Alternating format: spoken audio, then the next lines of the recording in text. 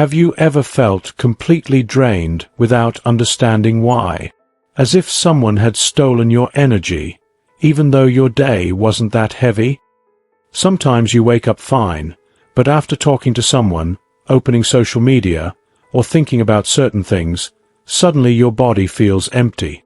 Your focus disappears. Your motivation fades. Your soul feels heavy. And the strangest part is that you rarely notice where that invisible exhaustion comes from. The truth is, there are things, habits, people, and thoughts that quietly steal your energy every day. Small leaks through which your life force escapes without you realizing it.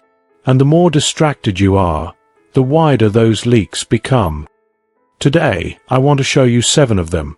7 subtle thieves that drain your mental, emotional, and spiritual energy without you noticing. But first, one thing needs to be said. Energy isn't mystical or abstract. It's life's fuel.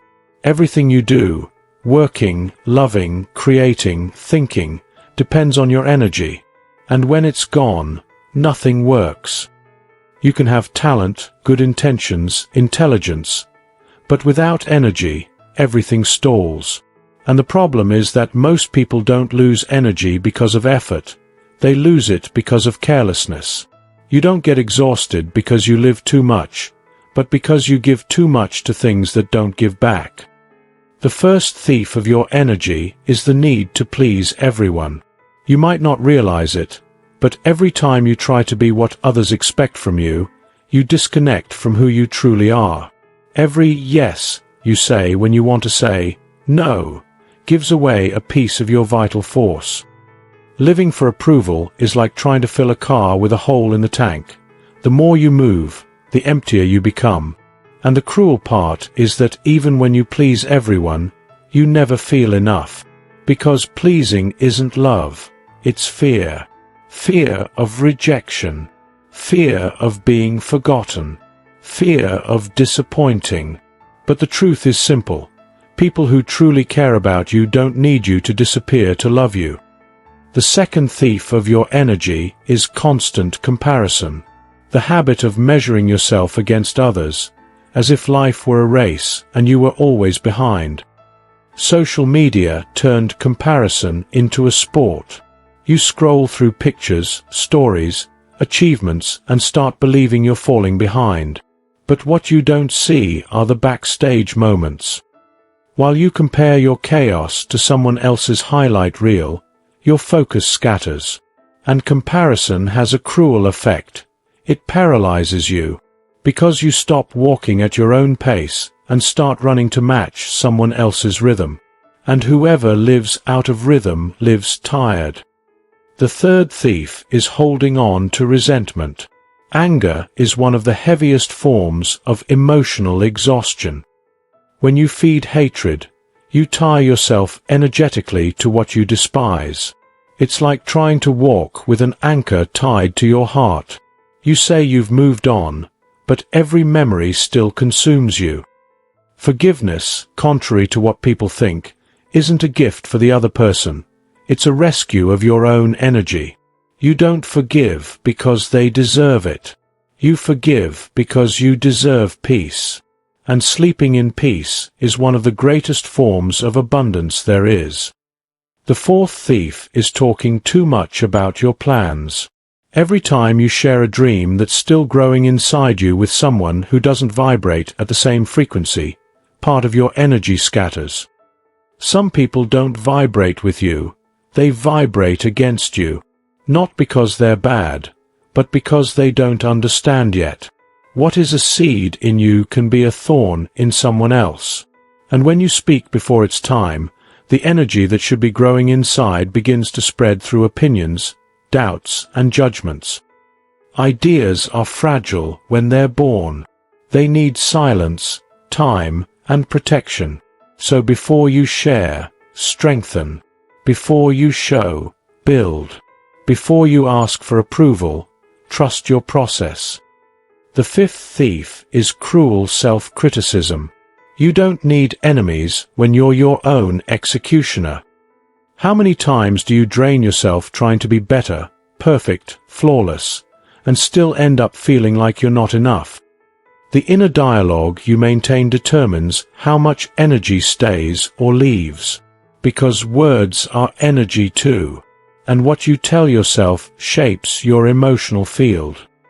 If every day you sabotage yourself with guilt, shame, or failure, your whole body starts to respond to that vibration. Self-criticism is healthy when it teaches, but destructive when it wounds. You don't need to be perfect. You just need to be present and whole in what you do. The sixth thief of your energy is living trapped in the past, constantly revisiting what went wrong, replaying what you could have done differently. A mind that lives in the past has no strength to create the present.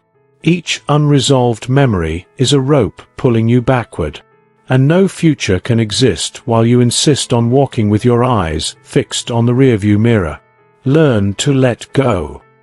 Everything you lost taught you something, and everything you learned prepared you for what's coming. Energy doesn't live in what was. It lives in what can still be. And the seventh thief, maybe the most silent one, is the lack of time for silence. You live surrounded by noise, the sound of notifications, worries, endless thoughts. But without silence, your brain never resets. Your soul needs pauses. Without pauses, everything loses meaning. Silence is the moment when you return home. And it's there, in the space between the world's noise and your inner voice, that energy restores itself. Maybe you saw yourself in more than one of these thieves. And that's okay. We all fall into them at some point. What matters is starting to close the leaks. Because the more energy you preserve, the more strength you have to create, to build, to love. But here's something deeper. Most people live as if energy were infinite. They waste attention, words, and emotions as if they could recharge any time. But energy doesn't regenerate automatically. It depends on awareness. It depends on choice. It depends on where you place your focus. Have you noticed that when you're in love, everything flows? Time moves differently. You sleep less but feel more alive, because love is pure focus. And when focus is alive, energy multiplies. But when focus scatters, in the wrong people, empty conversations, repeated worries, everything disperses, and life loses its rhythm. Notice this. The fatigue you feel often isn't physical, it's existential. It's the weight of carrying what isn't yours. It's the noise of trying to fix what isn't in your control. It's the energy you give away to keep connections that have already expired. Sometimes, what drains you isn't what happens, it's what you refuse to release. Your energy is your most precious asset. It's what attracts, creates, and protects. Everything the universe returns to you is in tune with the energy you emit. When you live tired, confused, and overloaded, your vibration weakens. But when you live with presence, serenity, and focus, the universe aligns. Not because of magic, but because of coherence. It's simple. Life responds to your vibration, and your vibration depends on where you place your attention. If your attention is on fear, you feed scarcity. If it's on comparison, you feed envy. But if it's on the present, on gratitude, and on silence, you become a magnet for peace.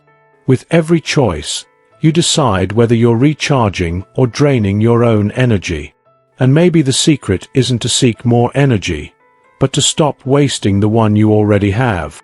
Silence, focus, and detachment are the keys to reclaim what you've lost.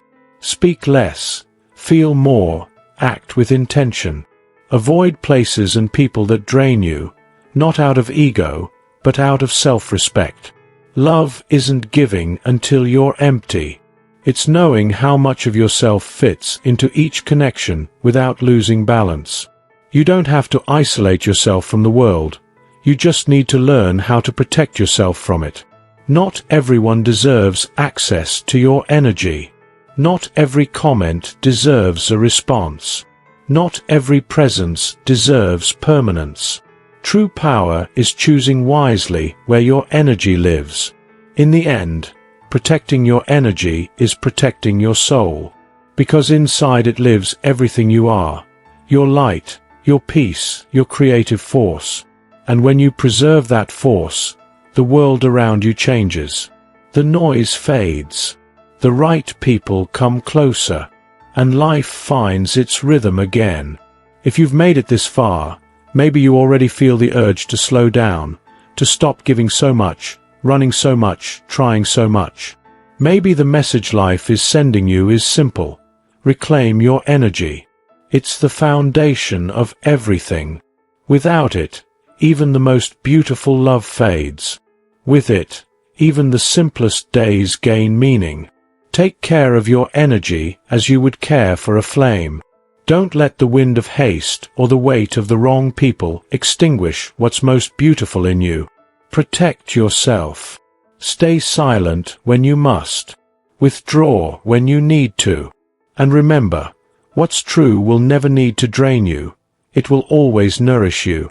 If this message spoke to you, if at any point in this video you saw yourself here, leave your like, comment on what's been draining your energy lately, and subscribe to the channel.